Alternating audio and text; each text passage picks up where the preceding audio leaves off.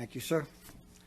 Okay, Guy Lemonnier is our last speaker. If anybody else wishes to fill out a card, do so now, or Guy will be our last. Thank you, Mr. Mayor, council, staff, and community. So I've got to meet many of the people this evening that I've been communicating with online. So that's great. Guy, you got to start with the name. Yeah. Oh, Guy Lemonnier. I live in Sedona, in the city, and I'm a board-certified psychiatric nurse with 19 years experience in veterans, 10 years experience Northern Arizona working with homeless. I'm an instructor at Northern Arizona University. I came here in full support of us. It's only going forward to get a contract. Let's do it. To quote our president, let's implement the art of the deal. So I came with a presentation written out, but I've kind of changed because I do have. Would you put up the slide, please, with the FTEs? Because I didn't. That went off quick. I didn't get to see all that. One of my major concerns, big major concern, is that the permanently the people that need permanent housing, I don't think are covered by this. You said this is short and intermediate term housing. So the folks that your consultant said are the most visible, that police see all the time, are that category not served by this proposal. So that's something for your consideration. Also, veterans do have exquisite homeless programs through the VA. People that may come to you may have been discharged from those programs for noncompliance or may have dishonorable discharges. Those are likely the two categories that don't end up there. Case management seems weak. You have 1 to 66 case management. The VA HUD-VASH has 1 to 15. Case management is essential to make sure if people are going to be successful, people with large numbers of seriously mentally ill, chronically medication non-compliant. Case management needs to ensure or reinforce medication compliance. Also, alcohol drug treatment for people with alcohol drug problems needs to be monitored by an effective case management program. Those are the main points that I wanted to go over after. City Council, thank you for taking this up. I would never want to send $875,000 back to the state. That would be irrational. So I love y'all. Thank you. And my full support is behind us moving forward to get a good contract. Thank you, Guy.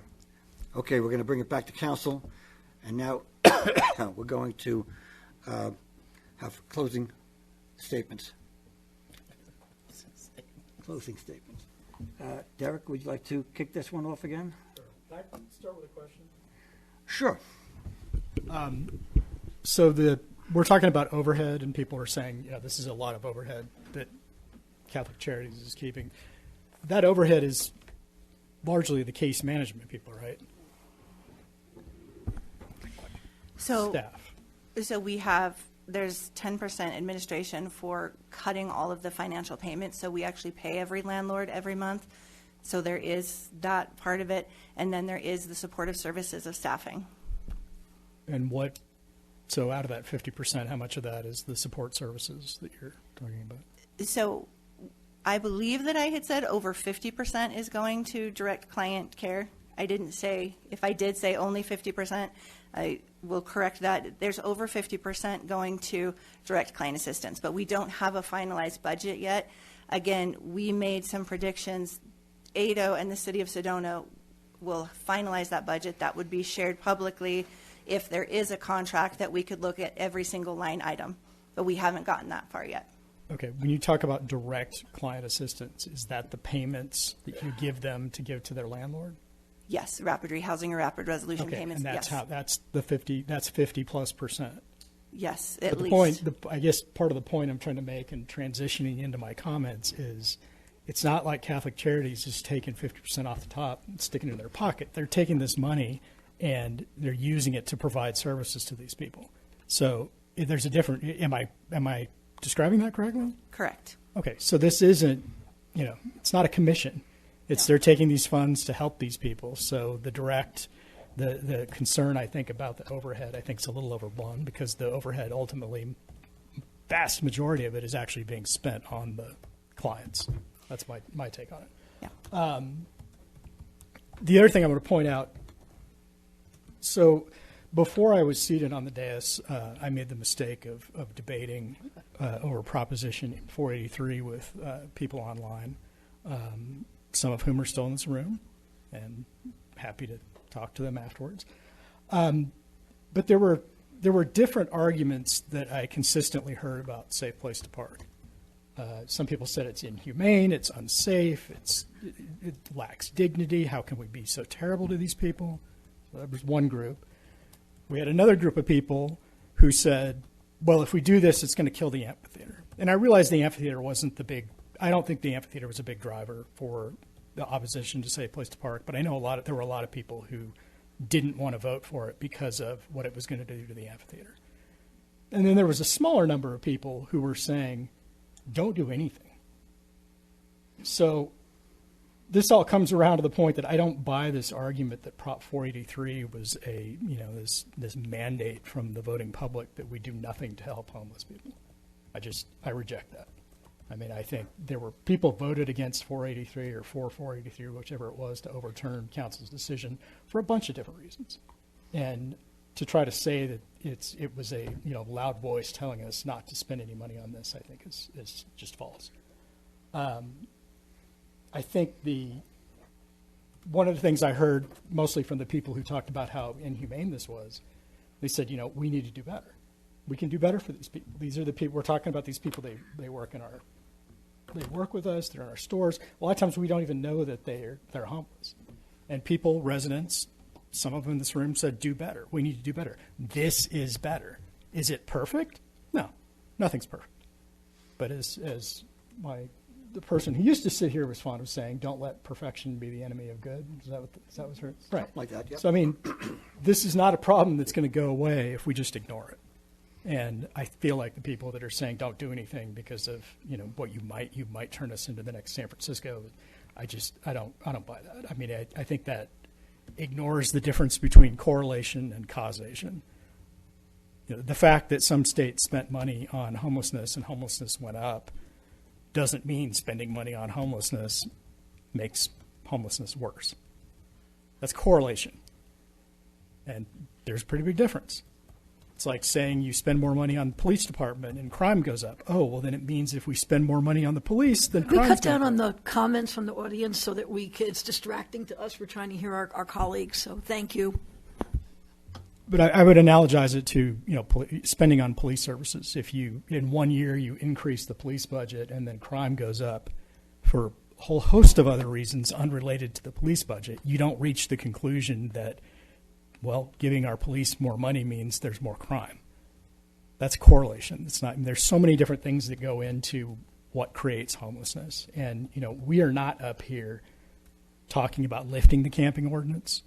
We're not up here talking about legalizing hard drugs or creating injection sites I don't think anybody up here is advocating for any of that stuff. In fact, I'm advocating, and will be during the budget process, that we need a resource officer who can deal with these folks and get to know them, and where appropriate, direct them to services, and also where appropriate, arrest them and get them out of town, get them to leave. So, we're trying to address this from a bunch of different angles. And we can't just ignore this issue and think it's going to go away. The residency requirement, I would really like this to be limited to people who live in Sedona or have a connection to Sedona, the nexus that we've talked about. But if we can't do that, are we going to let the possibility of some Sedonans benefiting from this program? Are we going to let that stop us from helping Sedonans, people who do have the nexus? So if the feds tell us, look, you don't have a choice. If a handicapped person comes from Pennsylvania, you've got to accept them into the program, fine. But those are the strings that come attached to the money, and I don't want to turn away the money when we've got a chance to do something for people who live here now, and we should be trying to help them. So, and again, just to recap, ignoring this problem is not going to make it go away, and I think that's what a lot of people are advocating for. If ignoring problems would make them go away, you know, the world wouldn't have any problems because we ignore just about everything. Pete? Thank you, Mayor. Just a couple of things to start. One, I think we should think about if people entering the program have been discharged from other programs, have some history about that. We should think about that. So I'll put that out there for staff to consider as if this moves forward. And then to everyone, if there are holes in this program that you see, let us know. I mean, some of you have already spoke, but some of you spoke generically about their holes in the program without specifics. We should know. For one, I will admit to being as skeptical as anyone about when cities enter new lines of businesses. I think my history on this dais has already showed that. But I also am not moved by campaigns that just pit fears against hope without any data. That's not very persuasive to me. Local experience.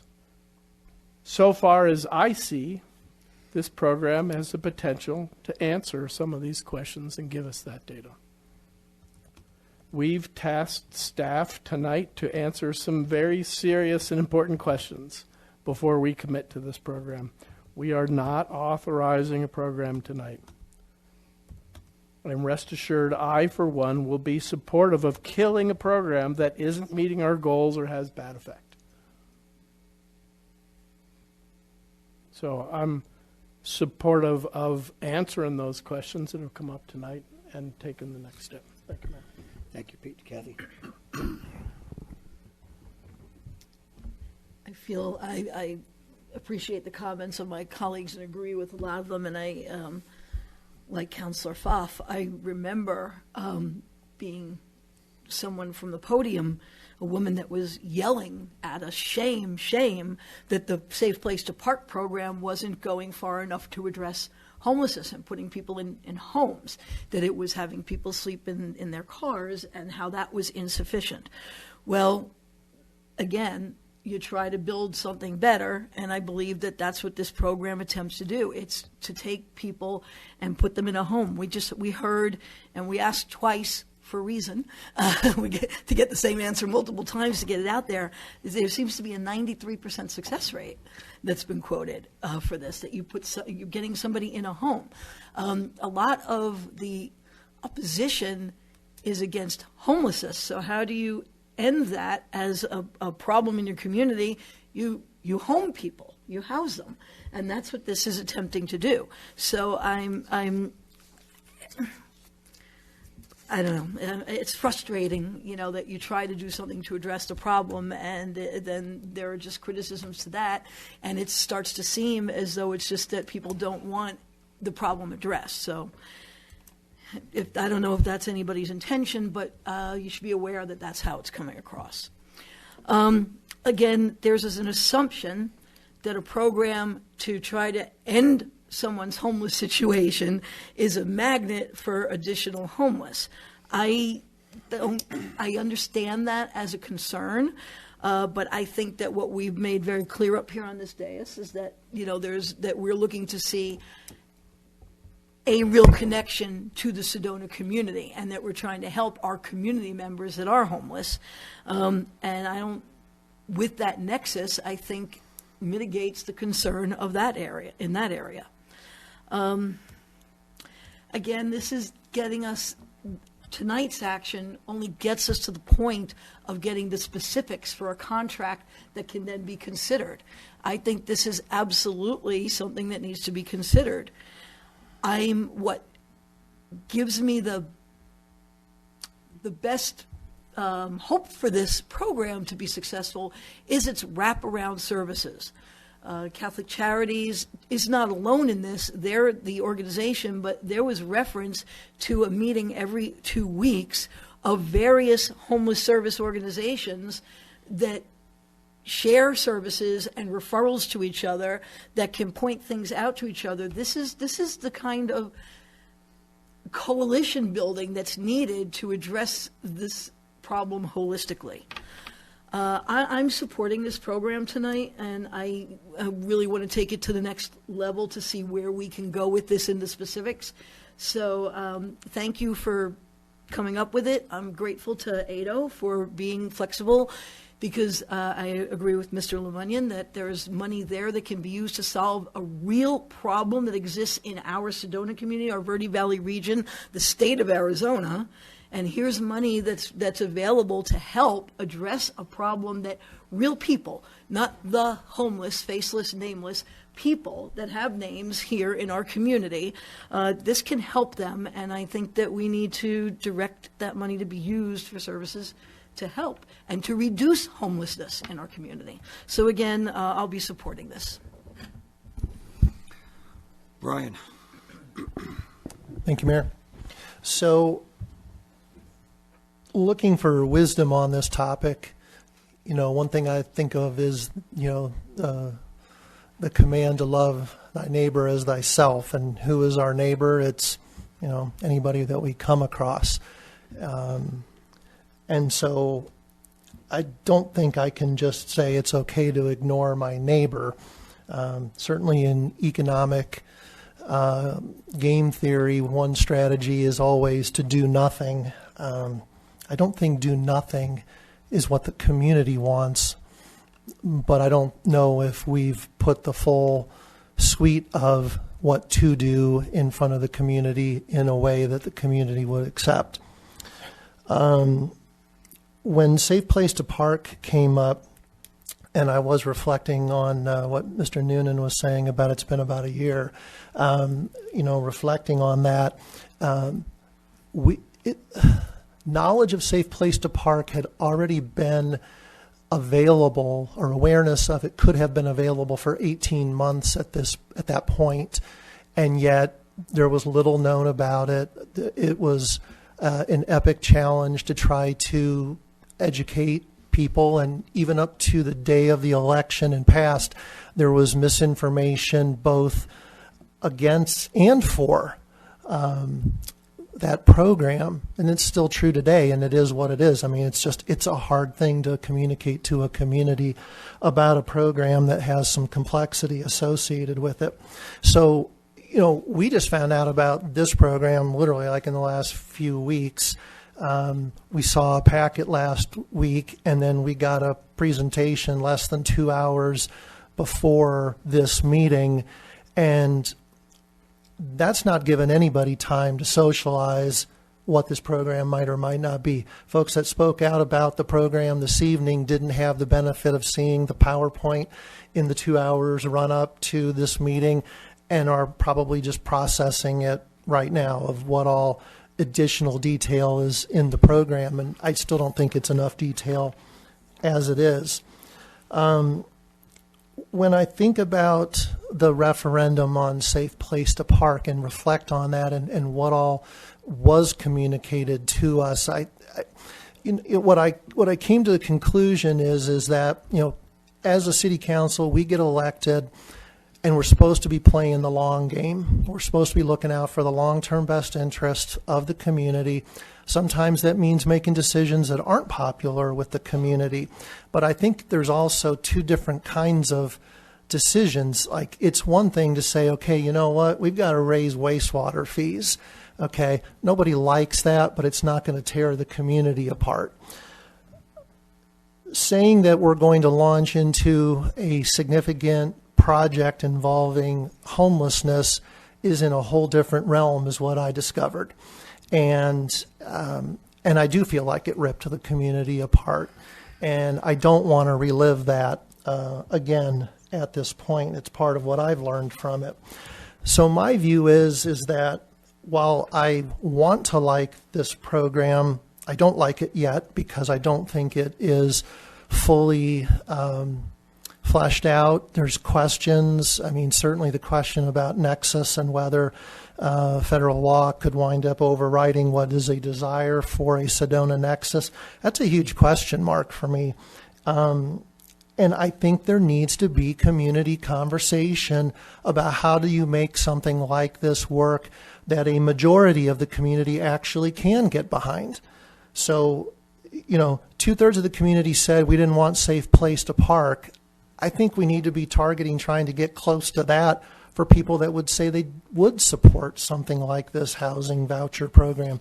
Maybe we can't get there. I don't know, but we haven't had conversations. We haven't had outreach to people that have had a strong opinion about the prior proposed program. So I'm not comfortable even with taking this to ADO to apply for the program at this time. I think there needs to be community conversation and discussion following next door over the last couple of days. I mean, some of the back and forths that I saw with Mr. Lemunyan, Mr. Noonan were probably some of the more productive digital conversations that I've seen in quite some time. And I would like to see some more of that occur before saying, yeah, I want to support this program.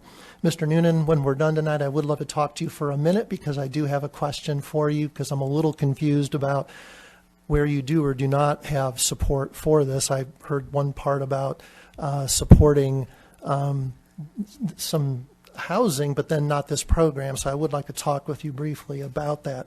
But I think that this community, if we want to be an elevated community, we need to elevate our discourse also, and we need to practice more civility in all directions. That's not poking at anyone in particular. I think we need to consider where we do have a lot in common as residents of this community. I'll start with the fact that nobody here wants Sedona to suck.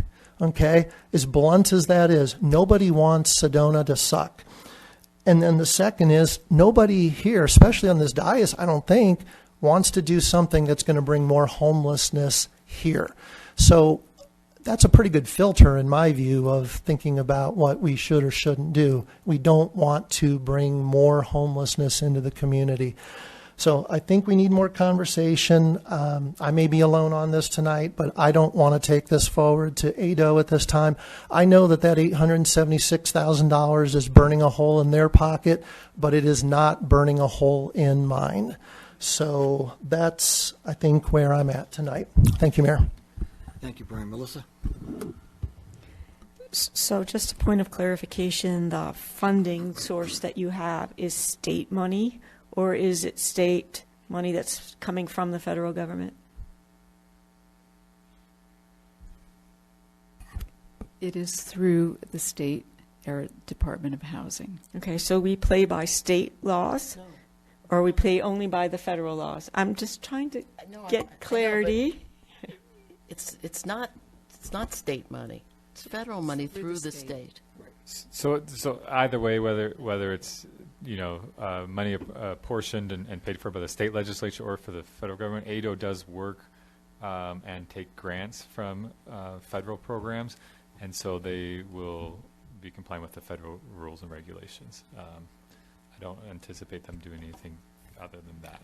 So I would just state, because it's come up a little bit, it's not quite as black and white as some of the speakers here tonight talked about. There is room in federal regulations for local preferences and to address specific needs. There is room to require a local nexus if it doesn't have any discriminatory effect. And so where communities have gotten into trouble before is where they happen to be a predominantly white community, and then they want a local nexus, and that ends up keeping out people of different races from coming in and doing those programs. So that's not necessarily an issue here. I think that would come up. But again, it's theoretical because we don't have the exact program guidelines from ADO, and they will be the ones that will primarily dictate how that will play out. Thank you. mean, I agree we don't know enough to know what exactly all the parameters are and exactly how this, will work and so forth and so on. I think we've expressed an opinion around whether or not this should have a nexus here in Sedona, where you are employed here or you worked here or you've lived here forever or whatever it is. I would say if we don't go forward, we aren't going to get those details, and we need those details to work with ADO. We need those details to work within their framework so we can come up with whatever fantasy world we want to come up with and communicate that fantasy world and get the entire community behind it, and then ADO says no. That doesn't fit their rules. It doesn't fit their structure. And I think we have to understand this is a balance, and it's a balancing act. And if we don't go forward by saying, find out what you can do with ADO so that we can then have a real program to bring forward to discuss with people before accepting that contract, then I don't know what we have. I also have some concerns, like, why would you go into this program if you didn't want to stay here? So this isn't a safe place to park where you show up at night and, we have to take you in and we give you some porta potties and, some showers which will undoubtedly not be warm. And this is not that program. This program says, we're going to put you in housing. You're going to sign a lease. You're going to put your name on a legal document that says you're going to pay every month. Why would you do this if your intent is to come here and not do anything? You're just going to get evicted. And if you have a history of eviction, you have no ties to the city, we're saying you can't go into the program anyway. That's what I hear us sort of saying on the dais tonight. We expect to see that inside of whatever program you're going to come. So I don't know why people would come here just to go into a program they can't go into. That makes no sense to me. So that's different than what we keep talking about. And I don't see this as a chronic homelessness solution. People who are chronically homeless, we've been told, often have a lot more behavioral health issues. They have a lot more physical health issues. They have a lot of these other issues that prevent them from actually connecting well into the community. They are on the outside of the community, and we're looking to try and help people who are on the inside of our community or on the edge and want to be in the community. That's what I think that we're trying to do, and that's who the people are I think we're trying to reach. There's no program that I can conceive of that's actually going to stop homelessness.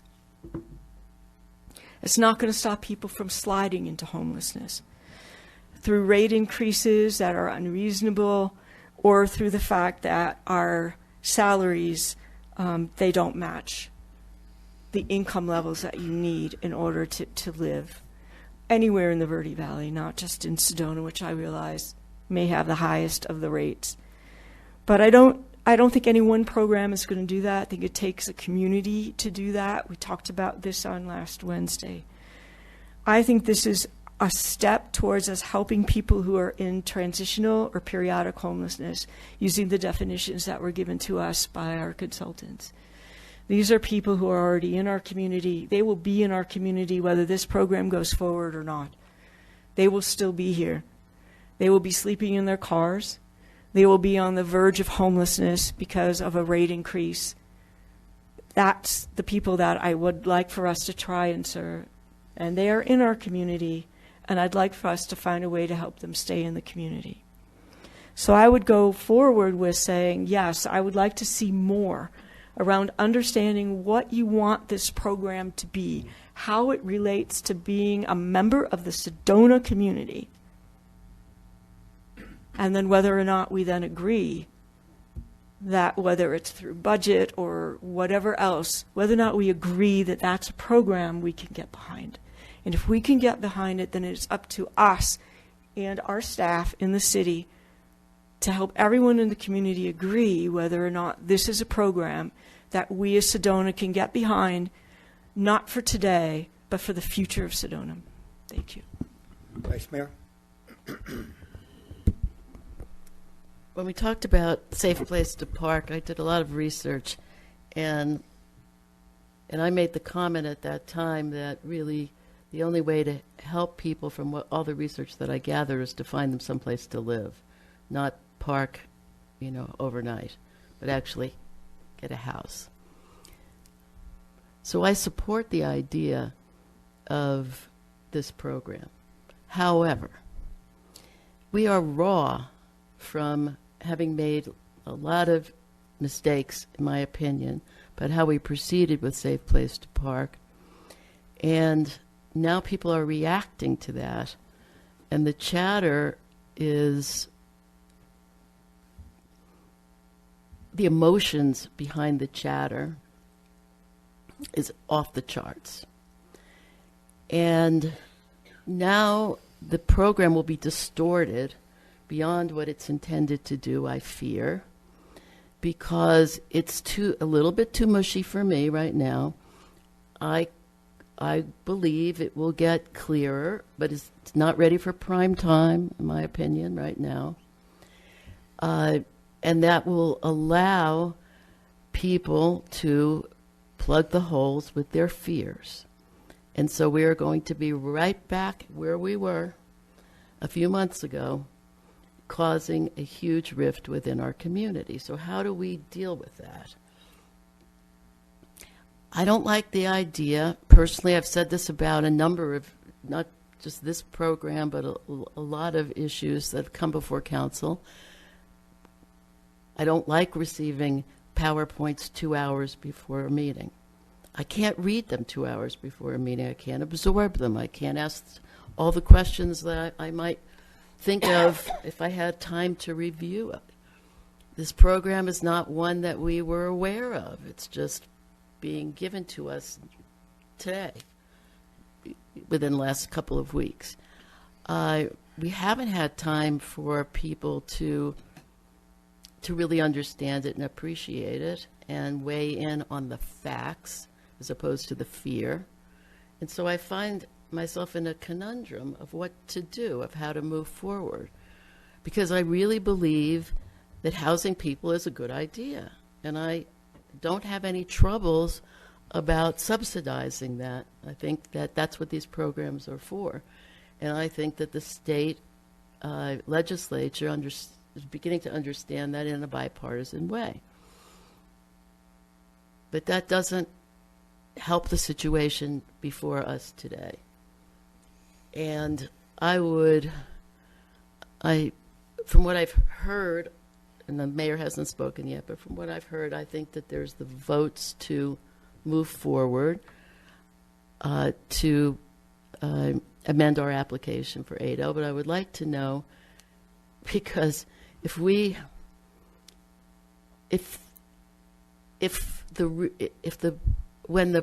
we come back, when legal gives us more information, when ADO gives us more information, I'm not going to support it unless that information and what we can and can't do meets the criteria that I want to support. So here we go again, I fear. I wish we understood these rules before we had to submit the grant, because if we then reject it after they've given us another, ability, what is our situation with ADO ever going to be of moving forward on anything else? Mm-hmm. So that's where I'm a little bit, also feel like it's a sticky wicket. And I honestly don't know where to go. I need these programs to be fleshed out much more detailed level before I'm comfortable communicating to the community. And I think it is our obligation to communicate to the community, especially since we just had a referendum. And even though this is nothing like that, that's not understood enough. So that's where I'm coming from. Okay, thank you. So I agree with everything that was said tonight from the other counselors. We've learned a lot today. But I think what hasn't been said from this day is homeless people are here now. Will people come from out of state anyway? not even knowing what's going on here? Probably, but they're coming now. I like the idea of having a nexus to Sedona. That's most important to me. But homeless people are already here and they're not getting served. Now, I understand somebody said, well, you're giving them something for nothing. Well, some people are here and homeless not because they're drug addicts, not because they're bad people, not because they're alcoholics. Okay? They're living in Oak Creek already. There was a picture or graphic posted online a while ago when we opened up the underpass, and they had somebody living in Oak Creek across from the underpass. And people were alluding to, see, they built the underpass, and look, there's homeless. Well, I have news for you. Those people are living in the underpass for years. They have, well, I shouldn't say in the underpass, in Oak Creek for years. And yet people don't understand that. People are not acknowledging it. They're living in the storm drains. They're living in the Forest Service. So when 483 was voted down, which we heard loud and clear and accepted it, of course, well, I would talk to some people and say, but you know, it's this or that. We were going to give heated bathrooms, not porta potties, and a bunch of other things. Many people said they didn't know that. But they voted against it, but they wish they knew more. So maybe we didn't get the message out, but the opposition who's here today, they got their message out, and there wasn't a lot of, there was some information that was correct, but not all of it, and that's disappointing. But many people are just blinded by the term homeless. Okay, they didn't hear, that was told today, these homeless people are vets, sex trafficked, their families, some with, we have 20 children are included in those families who happen to be homeless. Okay? Yet they're tagged as being something that they're not. I don't understand, somebody mentioned here, a gentleman here in the audience talked about religion and how good he is, and it's great that he helps some of these people. That's so commendable. But what about these people with 20 children? The community should turn their back or turn our back on 20 children who knows why they're homeless. I tend to think, I know I've said publicly, I think short-term rentals has something to do with that, not all to do with it, but it has something to do with it. We can't turn our back on them. They're not all bad people, especially our veterans. My God, these people, for whatever reason that they're homeless, they gave a part of their soul to this country, to fight for this country, and now they have a problem, and obviously they're not getting help.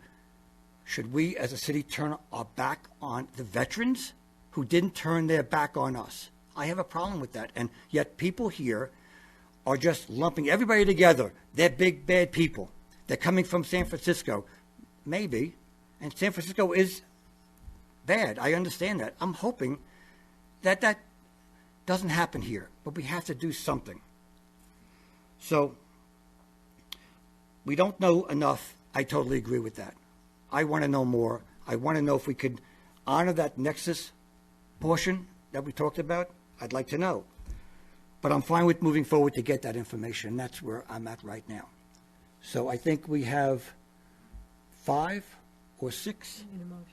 No, I understand that, but I'm just trying to, from a discussion here, but no, thank you. But do we need a motion for this, or is this just? Yeah, we need a Okay. motion. There's a motion here. Okay, so there's a motion, so I'm going to, yeah. Okay, so why don't you go with the motion? Okay. I move to authorize staff to prepare an amended application and scope of work to be submitted to the Arizona Department of Housing for HSSF reallocation funding for a rental assistance program. Do I have a second? Second. Derek? Okay. Second by Councilor Pfaff. Okay, all in favor, say aye. Aye. Any opposed? Nay. And I'm going to abstain. Can she abstain? Kurt? Yes, per the rules, she can abstain. Generally, it's encouraged to state the reason beforehand and not participate in the discussion. Well, she did say that. Participated. Yeah, not just, yeah. Well, I'll and say. And state the reason why you are abstaining. I'm abstaining because I think that the scope of work to be submitted to the Arizona Department of Housing should come to council for our review before it's submitted. Okay. So it's 5-2, 1 opposed, and 1 abstention. Okay?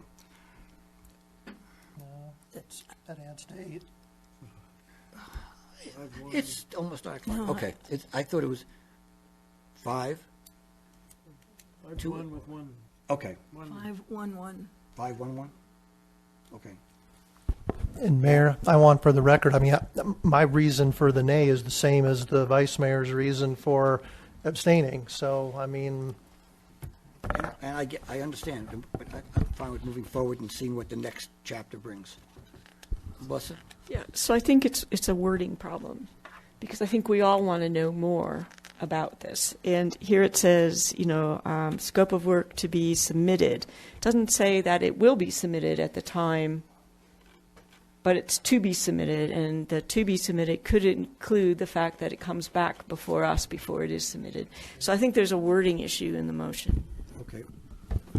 But we've already voted, so how do, and Mayor, yes?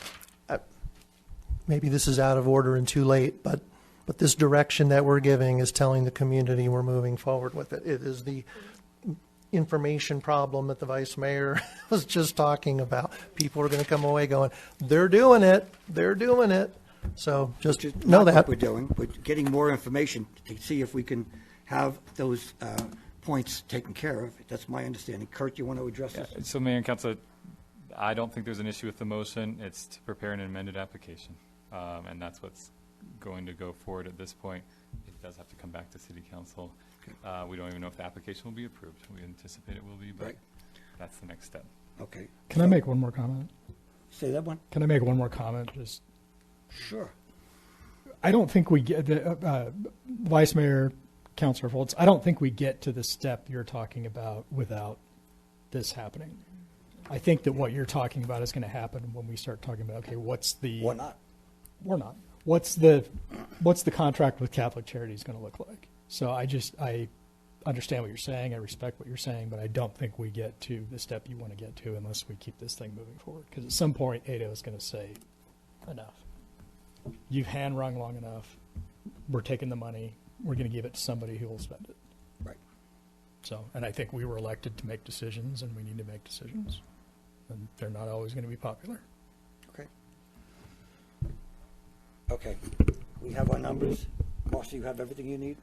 Okay, let's move on.